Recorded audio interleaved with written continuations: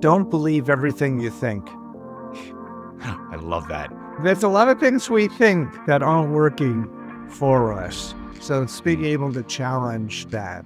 And it's a sense of being vulnerable and being willing to be vulnerable and being okay with what is coming up for them. Hey, hey, hey. My name is Will, the Right Wizard. And on this podcast, we ask a question that echoes from absurdist philosophy. Should I kill myself or should I have a cup of coffee? Well, you're listening to I Choose Coffee, where we talk about mental health, suicide awareness, and the daily choice to keep on living. Today, I am joined by Curt Mandell. Curt is a leadership coach and the founder of Higher Gear Coaching. And for the past few years, he has also been showing up for folks through the Distress Center of Greater Toronto's Suicide Survivor Support Program. We'll be talking about what makes a good leader, Curt's work with the Suicide Survivor Support Program, and how we move through grief while staying connected to ourselves and to others. All in the spirit of suicide prevention, awareness, and embracing the absurd. Just a heads up, this episode does contain discussions of suicide. Please take care while listening. Give yourself permission to step away if you need to. Let's get into it. Curt, welcome to the show. Thank you, Will. Good to be Yeah. here. Excellent. Yeah, I'm really excited for our talk today. You know, we've been getting ready for this, and yeah, I'm super excited to get into this. So the first thing I want to ask you is about your career. So you are a leadership and development coach specialist. Yes, that's true. It's been a journey, but what I do now is I work with professionals. We're usually in mid-career. And on the leadership side, I help them kind of show up in a more powerful way. So they have more impact as a leader. I really love that type of work. I've been involved in corporate work and consulting for 30 plus years. So I bring a lot of my experience to it and empathy and understanding of what they're going through. I've been there, and leadership can be very isolating. So working with the coach can be very beneficial to them. So I've been very fortunate to end here in my career. I'm talking end. I think it's my final chapter in my career journey. I was a manager and leader in financial services for many years. And then I was a consultant doing global work for a number of years. And it's kind of led me to this. And in fact, it was my work as a consultant working with leaders that got me interested in doing coaching. And additionally, I do career coaching, where I usually work with people who want to reinvent themselves professionally. So these are very much successful professionals, and they've reached a point where they're feeling stagnated or bored, or just want some more zest in their work, and they're willing to take the risk and show the courage to do something very different in their life. And I help on that reinvention. Wow. Yeah, really important. Especially like wanting to change careers. It's really tough to do. Right. Yeah, especially when you've been successful. Oh, So these are by and large people who are doing it out of their own volition, because they want to do something else. And, we only know we go around once, right. and they want to make the most of it. And again, it's having impact and feeling fulfilled. When you think about our, the change and shift of our culture, for example, let's say 50 years ago, it was pretty common to just stay in one job and then just do that for 25 years, 30 years, But nowadays it's more acceptable and even encouraged to try other things and do different careers, right? Yep. Yeah, it's really interesting. I mean, my son, who's in his early 30s, he's done a fair amount of job changes. And usually, if you've been a place more than 2 years, people are asking why.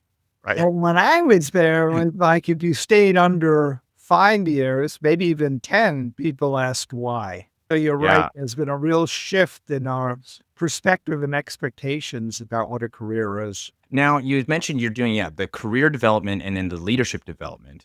Where do those two meet? How does how you show up and like help these professionals? How do those two come together? Yeah, well, there's a big overlap between them. I would think so. It, the same kind of journey in that we go inside and there's introspection in terms of who we are and who we want to be and forming a vision. One is as a leader and one is in our career, but it's very much the same. And there's overlap. I work with people who are in leadership positions who are also reinventing their career at the same time. So it's really about the courage to change, to bring about internal change, which is not easy. Right. And so we go, and clarify our values. We clarify what our strengths are. We clarify what gives us juice, what brings passion to our lives. And then how do we want to take that into the marketplace? I'm wondering, in a particular session that you're doing with either in career development or in the leadership, how do you start to address those values? Like that can be kind of abstract and difficult to bog down. So how do you? It's through discussion, through exercises, there's a number of ways to do it, but the fun part is we limit it to just 10 values and we have them prioritize because often we get into values conflict. Our career is really important. Our family is really important. Hobbies are really important. We only have limited amount of time, so there's a tension. So we ask, what's more important to you? And some people will default to, where I am now, it's my career and I'll focus more on family later or vice versa. But having those questions and having them think about it and reflect on that and then prioritizing what's important is key. What I always say, when you say yes to something, you're going to have to say no to something else. We don't like to say no. Right. Yeah, the sacrifice. We want it all. Pushing on that is a good exercise for all of us. What's really important? Limited time. Such an important question. That's so funny, right? Like what's really important to us? And that changes over time. Exactly. Which is an interesting thing, right? And this is probably where it comes to a head for your career is that things change over, 5 years ago, the priorities might have been something completely different than they are now. Yeah, we go through cycles, right? Much like nature goes through cycles. There's a spring, a summer, a fall, and winter. And that's the natural way. Our careers do the same thing. We have a spring where we feel, super excited and it's all about planting new ideas and things. And then in summer, we see kind of the fruits of that. We're doing okay financially. We're grooving. It's all good. And then in fall, we start, maybe this isn't what I wanted it's not doing for me what it did back then. And then we go into a winter where it's like, oh my God, I don't feel inspired at all and I'm going through the motions of it. Now that could take place in different, for some people that's in a year and some people it's over 10 years, but we do go through those cycles and it's natural. And that's why I think that waiting for 25 years and getting kind of the gold watch, it's no longer so prevalent or attractive because we need to keep growing and reinventing who we are. It makes it exciting for us and we bring more energy to the world. And that's what we want to see. Yeah. Yeah. After 25 years could be a long winter. Right? Yeah. I used to call, the people the Walking Dead. And we've all seen them, right? They're in companies. They're staying, keeping their head down low enough that they keep their jobs there, but there's not a lot of zest that they bring anymore. But they've been successful before and they can ride on that for a while. I always felt like I never want to be a Walking Dead. Just going through the motions. It was anathema to me. It's like, this is not what we're here for. Right. Yeah. I got a question for you. In these seasons, using the season analogy, where do you most often see burnout? Oh, in late fall and in the winter.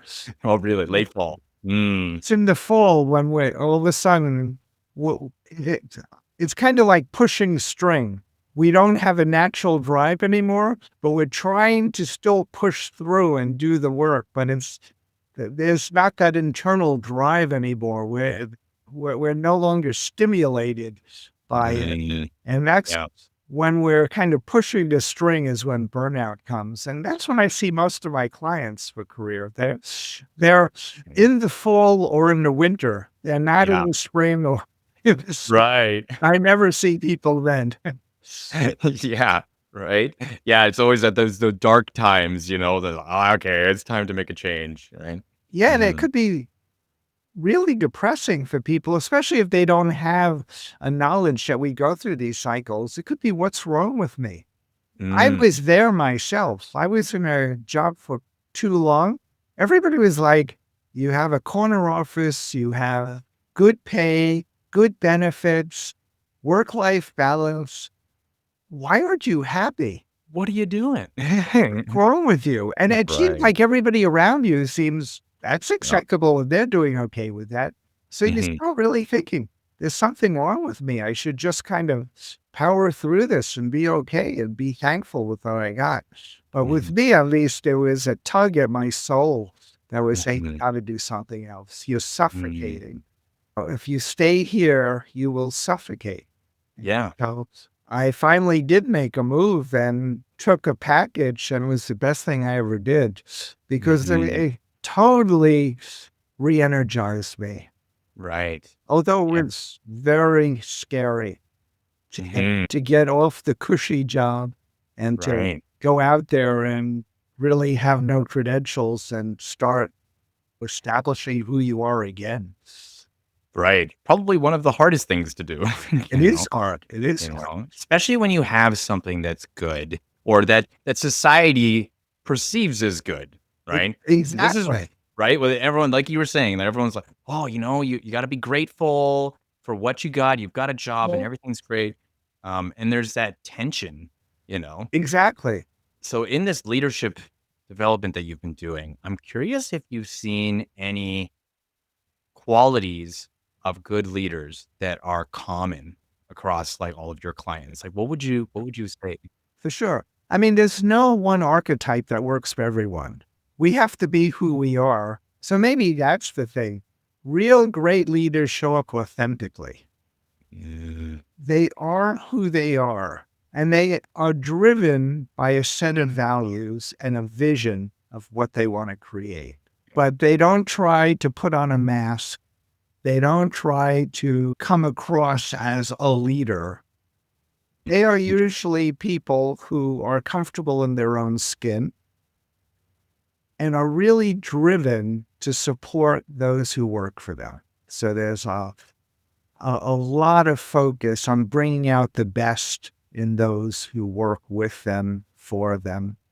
So it's like the good leader is the one who doesn't actually want to be the leader.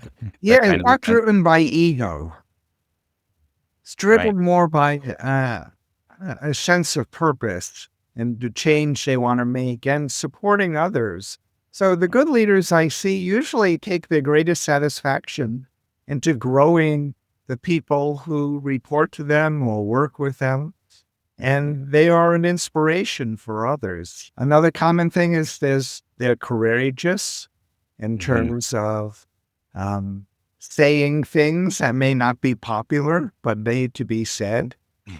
They may not be popular for challenging others to be better than who they are now and really saying what needs to be said in terms of giving feedback to enable that to happen. And like I said, they are driven usually by a sense of values, things that are important to them. So there is a consistency in their behavior, that they're leading consciously.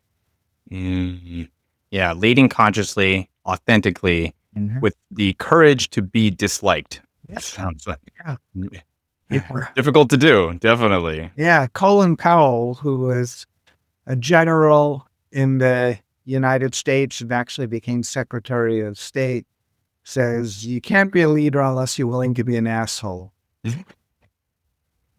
Yeah, and there's a lot of those. everything, and he was a very erudite, a genteel person, but there are times, Mhm. it's not a popularity contest. Right. Like you said, it's driven towards something that's more valuable, more of a principle and more of a purpose than it is about Ex- the kind of just the how people are looking at us or whether or not they like you in the moment. It's about something more than that, right? Exactly. And Mm, you can't be a good leader if you're putting all your focus on being liked. It just, mhm, you right. put too much pressure on yourself Mhm, and it's never going to happen. You mhm, have to make tough decisions, and at times people may not be delighted with the decisions you're making, but mhm, you have to keep kind of the bigger picture, and at mhm. times others may not see it. Now I'm wondering, like, of course, you're also working in the mental health field. In what way does mental health and leadership come together? Or Yeah, in your there's a lot. Um, Again, a characteristic of good leaders is confidence. Confidence is not something that just happens. It's something that has worked on a daily basis. Mental health is very much about working on things on a daily basis to have healthy mental health and fitness. There are certainly disease elements to mental health, and I don't want to minimize that with chemical imbalances, but there's a lot of things we can do to maintain mental health, just like going to a gym maintains physical health. So Mhm, there's workouts we need to do. I mean, for me, it's, using affirmations. It's learning to control the inner critic, that self-talk that tries to beat you up, and limiting the power of that. Yeah, I call it a saboteur that can bring you down. So there's a lot of things when I work with leaders, we work on mental health mm, and in shape, and the exercises you can do. I mean, there are things like meditation, for instance, to give your mind rest and allow creativity. It's learning how to really use the creative part of your neuroanatomy, not just the analytical system. mm, So, yeah, there's definitely a lot of overlap, and mental yeah, health is important for all of us. absolutely. Great leaders, like anyone else, are human. So I'm sure that they have bad days, days where they don't want to get out of bed, days where they just feel like shit. What would you say, like the great leaders, of course, they keep that consistency despite that saboteur you're saying comes in. Yeah. How do they go about doing that? Um, by reminding themselves that that's just a voice and they don't have to Mm, just pay attention to the voice. It's like, there's another quote I really like: don't believe everything you think, I love that. right? Yeah. There's a lot of things we think that aren't working for us. So it's being Mm, able to challenge that. And it's also, yes, I'm going back to your question about something all great leaders have, and it's a sense of being vulnerable and being willing to be vulnerable, mhm, and being okay with what is coming up for them and not self-flagellating when they mhm, are not being successful. Because we all have days, as you said, where we don't feel good. We have projects that don't go well. We try things that don't work. And it's kind of mhm, fostering that inner belief, that resilience that you still will overcome these challenges, and believing in yourself that you're the right person, mm. bring a group forward. Right. I think there's like a sense of watching the mind rather than being the mind. Right. And making that choice, like when we have those thoughts that come in, I love what you said. Don't always believe your mind. We don't always have all the right answers and we don't always know what's going on. Right. And it's being vulnerable at times, going, I don't have the right answer. I need help here. I am Mhm, not the all knowing. The old mhm, leadership model was you had to have all the right answers. The new mhm, leadership model is I need to have the right questions. mhm. And it's a very different paradigm.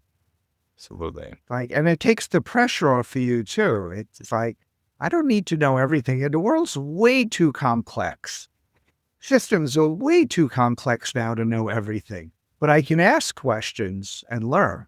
So there's a continual learning that Mhm. has to be there for leaders. Right. That's it's so fascinating. I feel like there's a lot of links here, not just for leaders, but for people in general just trying to get through their lives. There's so much of this, that vulnerability, watching the mind, the confidence in the self. All of this, I think, just really plays well in our daily lives, Yeah, so Brandon. I'm a big proponent of meditation because Mhm. meditation is just giving a few minutes and you're really observing your mind at work. Right. Beautiful. Yeah. I think this is a good time for us to go into the suicide survivor program that you are a part of. Why don't you tell us a little bit about what that is, a suicide survivor program? Sure. So this is at Distress Centers, Greater Toronto. I've been in part of the suicide. It's actually um, a survivor program that started like over 20 years ago. And I think Distress Centers has been a leader in that. Basically, it's taking people through an 8-week program. It could be individual or it could be as a group to do that. And it's supporting them through the grieving and loss process. We have a natural process, us humans, that we go through when we have loss. And grieving is something that used to be honored in traditions and has been kind of squelched a lot in society, like where like you need to get over and move on. And we honor the people going through this process and accepting where they are at without judgment. And Mm, there's different focus areas each week. The first time is they talk about their loss. So for a lot of people, they've never really talked about their loss before. And suicide's a traumatic loss. So there's a lot of trauma, and just having the ability to talk to someone about it, again, in a judgment-free zone, and they get to hear their own narrative, mm, can be really healthy in starting them on the journey. For many people, they have no one that they can talk to about this. People in mm, their family, they're going through their own stuff about the mhm, loss. Friends may want to be helpful, but there's pity, there's a lack of empathy, there's, I don't know what to say, it's really uncomfortable. I want to support my friend, but I don't know how. So there's all this awkwardness that goes on. And we take all of that away because this is kind of what we're trained to do. And we're mm, just there with the person. And then for different weeks, we're talking about coping skills they may have, support systems, things like that, different topics, and helping them to kind of go through it, but also learn about kind of their own internal resources, their own resilience, and also, you know, others in their network who could provide support to them going forward. Some people over the 8 weeks, you see amazing transformation take place. They come in from a place where they're closed down and obviously horrible pain and start opening up and start allowing the grieving to take place. And it's not a transformation that we're bringing about, but we're just supporting the natural process going on in them of grieving. mm, Other people, you don't see always that movement, but by and large, people are really grateful still to have someone to talk to and someone to just be there with. yeah, yeah, yeah. I've heard from many survivors, I don't know what I would have done without this program. Yeah. It was there at a time in my life when I was lost. And if I didn't have this, I don't know where I would have been today. Yeah, yeah. Beautiful. Yeah, and it's really common, and it's a privilege to be there and witness what they're going through, and um, being a catalyst for change for them. So, Right. for me, my coaching skills come in really handy here in terms of listening and just asking questions to them. Right. We don't come as an expert. We come as a companion to them, Mhm. which is a really important part of the program. Mm, We're not here to go, like when you go to therapy, mm, it's what's going on and this is what you need to do. That we're not prescriptive with that at all. We're just with them and talking with mm, them and allowing them to explore and to process the grief mm, they're feeling and the loss that they're feeling. In the group setting, they're helping each other. So a lot of times we're kind of asking the questions to get the conversation going. We're the prompts, if you will. mhm, And they start, they're going. They can relate to each other because most of them have experienced a recent traumatic loss from suicide in their family or a loved one. And they're able to then be there for each other. And that's really powerful. It's mm, really powerful when someone goes, I hear you. I've experienced that too. And this is how I've coped, or this is what I've done. And mhm, get people just there together. And a lot of these groups stay after the 8 weeks. mhm, Normally on their own, they mm. continue the relationship because they've gotten so much out of it. And there's a bonding that takes place because, again, it's people who can understand. And suicide is so isolating. You feel alone in the world. Like there's no one who can understand what you're going through. And having people who have that understanding is just a gift. Mhm. What a transformation, right? To go from being in this very dark, isolated place to then supporting others and staying with the group, even past their own healing process, to now that they are the companion to others who have also had loss. It's super powerful. And yeah, it's great. When a group gels like that, the last one, I was one of those groups that just gelled and um yeah, there was magic in there at times. And Wow. the wisdom that comes out. So here's another thing.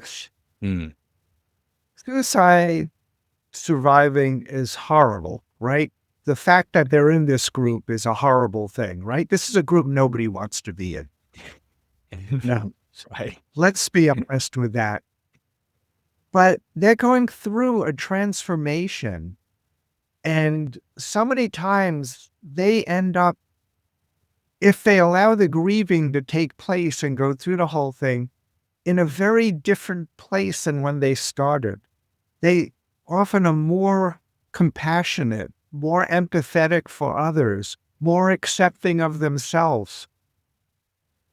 In some ways, it sounds right. They become a better person as a result of going through this. I'm not saying everybody goes through Mhm, this, and there's no pressure that we apply that you need to change this way, but it's something that just naturally starts happening with so many of the people. I mean, it's amazing. And that's why helping each other becomes important. And some of them become mhm, volunteers in this program afterwards because they are now at a place in life where they can give back to others and help them through this grieving and loss process because they know it mm. firsthand.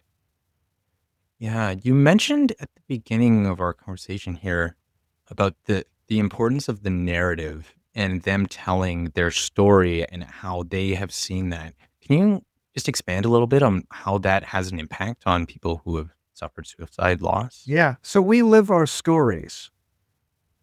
So my narrative is that what happened in this loss is kind of the end of the world and I can't go on. This person was everything to me and I can't move forward ever. And I'm just going to stay in this place. That's how they're going to live their life. And it's going to be in this dark place of self-pity and anxiety and depression, and they're going to stay there. And that could be okay to have at a certain point in the process. But what we've seen through the narrative and the last week of the program, we have them write kind of a narrative on their own where they are. And that narrative is usually much more optimistic about moving forward with their life. That there are other loved ones in their life that they want to be there for, that there are other experiences that they want to have, that what happened was horrible, and that's always going to stay with them. You never get over it. Right. That's always there. But there's also so much more to who they are. And so it's recognizing the narrative you're in, it's kind of, that's the walls we're living under. And then we have, as humans, the opportunity and the skills to change our own narrative. We all, whether we've had traumatic loss or not, live in our own narrative about who we are, what we're capable of doing, our self-worth. It's all part of our narrative. And we can change that. Our identity is not fixed. Beautifully said.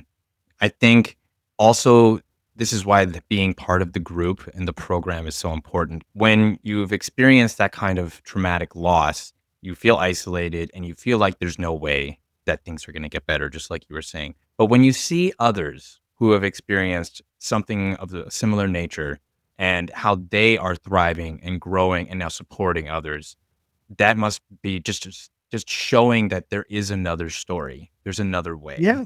Yeah. And sometimes it's not dramatic. It could be, I got out of bed 5 times during the week, and I couldn't do that last week. And then the group's applauding them for, hey, that's real progress. Yeah. So the transformation is very much scalable to where they're at in the process. So it's having support and making strides forward. Or when they haven't, having a group going, wow, that really must be shitty where you are now. And just having them there with you, I get it. You couldn't get out of bed yesterday because it was too much for you. And I get that too, and that's okay. It's right. It's so powerful. I think like you were mentioning, part of the problem in our culture and our society is we don't want to talk about these things because we don't know what to say. And I think it's just, we think about it too much. We want to try and pull someone out of that experience. We want to help them. We want to bring them out of this really dark place. But sometimes just being there with them and saying, wow, that is horrible. Yeah. That sucks. I can't imagine what that's like. And that's just so powerful because you sit there with them. This is, I think, the companion factor. Would I be right in saying that? Yeah, absolutely. We call it validation. We just validate for what they're feeling. Wow, that really must feel shitty not being able to get out of bed. How is that for you? And that in itself can be so transformative. And I've had this experience with people when I guess everyone in their lives is trying to tell them, like, you know what? It's going to be better. It's going to get better. One of my favorite quotes, this too shall pass, which I love. But at the same time, it's contextual. There are some moments where it really doesn't feel like it's going to pass. So being able to sit there and just be like, yeah, this sucks. Yeah. And then that person's like, I know, right? And like, finally somebody is telling me the real thing here, that this is horrible, and this sucks. Right. Part of the program, we do kind of light education, like going through kind of the grief cycle with them so they understand. It's very much ups and downs, like a roller coaster. There might be days you feel great, like, wow, I'm really starting to get happy again. I've laughed for the first time in 6 weeks, whatever it is. And then 2 days later, it's like, oh my God, I feel shittier than ever, and then a few days later, it's like, oh, I think I'm really moving forward. I feel, that there is light at the end of the tunnel. It's like, oh man, I'm not feeling good now. I cried for 4 hours yesterday. And and normalizing that. It's Right. like, this is what goes on. There is no one way. We all experience grief and loss. Every time it's unique, but whatever happens, that's okay for you. And know that there are up and downs here. It's not like a linear, you start at the lower left-hand quadrant and we go to the right-hand quadrant and whoop, straight through. I feel great now. I'm done with this and I'm ready. All good. You know? Yeah, it's all fine now. Everything's great. Now I'm ready to move on, you know? Yeah, right. Yeah. Well, Curt, if you would be so gracious to share with us, I would love to hear your own personal journey of coming to this program. So I have to first mention I am a survivor myself. I lost my sister to suicide at a young age. I was only 9 years old. She was 19. And I found out later she had mental health issues. She was bipolar in an age when, we don't recognize mental disease the way we do now. There was a lot of stigma then, even more. There's still a lot of stigma now, but at least as a society, we recognize what's going on. Back then, I think having mental illness was something that was taboo, and you kind of were veiled in shame if that was the case. I was so young, I didn't realize, I only learned about this later. Anyway, Oh, so yeah. so I lost my sister to suicide, as I mentioned, and my family reacted by not talking about it at all. Yeah. It became an undiscussable in the family. So I knew something, it was terrible, and I felt the shame, and I felt the pity. And I hated feeling the pity, but we just didn't talk about it, so I suppressed it. Maybe a better word is I compartmentalized it. It was there, but I just didn't recognize it. And then through years, when people would ask me if I had, she was my only sibling, by the way. So when people asked me if I had siblings, at times I would say, no, I'm an only child. At times I would make up. I have a sister. She lives in California. I would just, or at times I would say she died in a car accident, or I didn't know how to handle it. So my narrative kept changing in terms of what I told people. And mostly I just didn't honor it in myself, but I always felt that there was a pity there.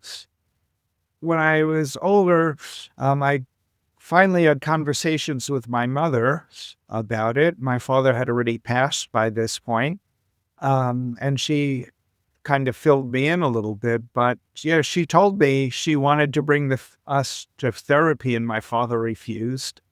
And at one point, he had a mental breakdown himself because he was suppressing so much of the grief. I saw firsthand what happens when we don't process grief, and I saw it with myself and with my family. So I'm going to go forward to, it was 2016. I was living in California, in San Francisco, and I heard about this walk called Out of the Darkness. I was like, what is this walk? And it was about suicide prevention and survivor and mental health and removing the stigma and all of that. It was a 24-kilometer walk that takes place. They call it Out of the Darkness. You start around 7:30 at night and you work till like 5 in the morning. So you are literally coming out of the darkness. So a friend of mine who I found out who had also lost a sibling, and I decided to do the walk together. Wow. And it was, the most transformational event I have gone through. There were 2,500 survivors there, all with necklaces with different colors based on the person they lost, whether it was a sibling, a child, the parent, an aunt, uncle, a friend, whatever, to suicide. And to see this sea of people out there who had similar experiences to what I had gone through. It was amazing. So as we're walking, I'm talking to different people, and they're telling me about their narrative, about their story, and I'm sharing mine for the first time in my life. I'm sharing what happened to me and the way I feel about it and what the impact was to me with people who totally got it. No pity, no judgment. It's like, yeah, I just get what you're saying. It was amazingly liberating.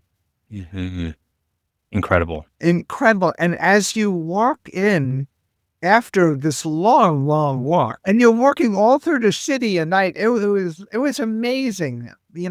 I'd spoken to so many people during that. It was just incredible. And we met people there. Yeah. It was just, they had these like lanterns set up when you're coming back. This was in Golden Gate Park, the big park in San Francisco, with the pictures of loved ones on it. And you're seeing hundreds of these pictures glowing of these beautiful people who had died to suicide. It was so moving. I mean, I got really emotional as I was walking by this. These beautiful people whose lives were lost to suicide, it was crushing and yet amazing at the same time that they were being honored in this way. So I felt I found my tribe then. I was put on by the American Federation of Suicide Prevention, AFSP. I joined the local chapter there. I started getting involved in a program similar to survivor support over there. I helped put on local walk that they had. This was a national walk I was on. So I was living in Oakland, California then. So they put on local walks each year, also called Out of the Darkness, not 24 kilometers. So it was, I don't know, a couple of miles or something. It's a mile back there. So I found that. And then eventually I moved to Canada. It's a whole story in itself. But when I got to Canada in Toronto, I looked for a similar group, and I found, obviously, distress centers after some looking, and got involved in the program, and I went through the training. It's been amazing. I've been blessed to find a program that I feel is so great in terms of the impact it has on people. I mean, this far exceeds what we were doing in the States in terms of the survivor program. This one's so much more comprehensive than that one was in terms of duration and the topics explored. So that's how I've gotten involved. And I no longer have any compunction about telling my narrative, and I don't live in shame at all anymore. In fact, if anything, I'm right out there with I'm a suicide survivor, and this is my story. And hopefully it inspires other people that they don't have to live in shame about it. It has certainly inspired me, because this is just such a beautiful story that you told, and your transformative journey. It was just amazing. And I love that the walk that you were a part of, and seeing so many people who have gone through something of a similar nature was so transformative, and finding that the strange balance between the dark and the light in suicide and loss. Right. The transformative experience that happens from it, along with the tragedy, and that is just so fascinating to me.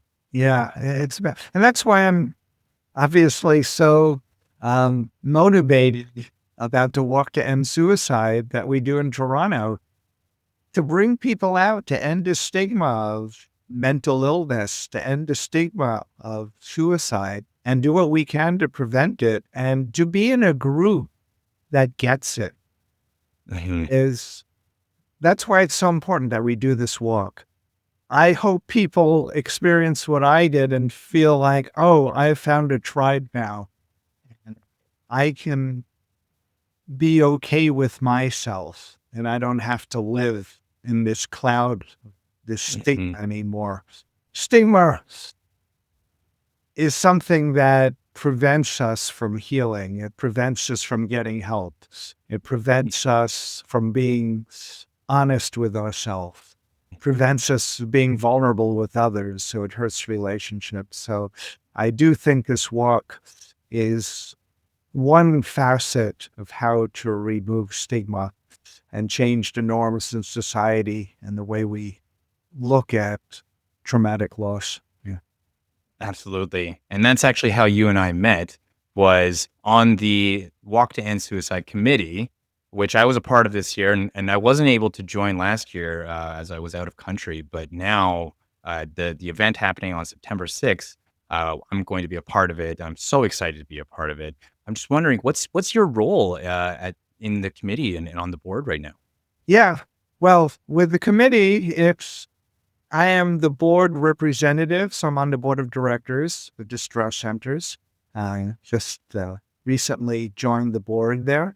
And one of my roles is to be an advocate for the walk with the board and to anybody else that I encounter to make sure they understand what the walk is about and why it's important, and the opportunity to experience the amazing community we have of volunteers and survivors who attend a walk.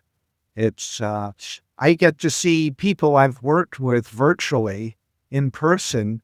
So it's always a charge to actually give a hug to someone that I only encountered over video. Right.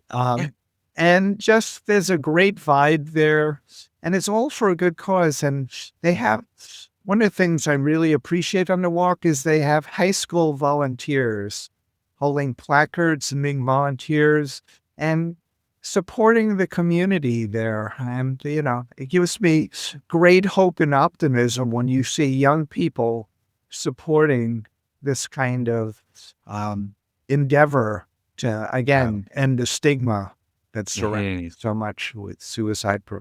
You know what? And I think that's such a powerful point too, bringing in the younger community, because in Canada and a lot of places in the world, the younger community, ages 15 to 34, I mean, they are really struggling with the suicide issue that we're having, right? It's so important to be part of this and to bring awareness to this for all age groups, but especially the youth of our nation. Absolutely. It's the second leading cause of death for the 18 to 34-year-olds, and it's an epidemic. It's not getting better, unfortunately. So Right. there's a lot that could be done, but it starts with recognition of the problem. Right. So we're doing this walk, and of course, you're doing everything you can to be a part of the support programs, and you're doing incredible work in Oh, this thank you. community. It really is amazing, Kurt. It's Well, so I great to see. appreciate that, but there are certainly people who Do more, always. I can always do more, right? But I'm wondering, like, what you think we as a community in the GTA or even in the wider Canada, like, what else can people do to kind of support the people through suicide loss, or bring more awareness to this? Like, is there anything you could think of? Yeah. Well, one is just the awareness that this is a problem. It's a Yeah. big problem. It's an epidemic. I believe over 4,500 Canadians will die from suicide in the next year, which is around 11 or 12 per day for, a population the size of Canada. That's a big amount. Astronomical. But for everyone who dies by suicide, how many more are attempting or in severe mental distress? Just Right. to recognize that it's a big issue in the population, and that if we hear of people who are suffering from mental distress, to do what we can to educate them about the resources available, such as the distress centers, you know, such as the crisis lines that are available for them, such as the distress lines that are available to them, the mental health agencies that are available. So much of this happens because people feel isolated and hopeless. Mm. And I think we all can play a role in letting people know that there are others out there. So I think that's a big part. And the other part is just, the whole stigmatization of mental health. We can Right. play Mhm. freeing Yeah. impact. We all have the ability to bring more compassion and empathy to those Yeah. who are in distress or even Absolutely. suffering from real mental health issues. Right. I think it's so powerful because, as you mentioned, it's the people who die by suicide. That's just one statistic that we have. But like you said, the amount of people that are having suicidal thoughts, that have had attempts, that are even just dealing with like severe mental health issues in some way, that are having trouble functioning in their own lives.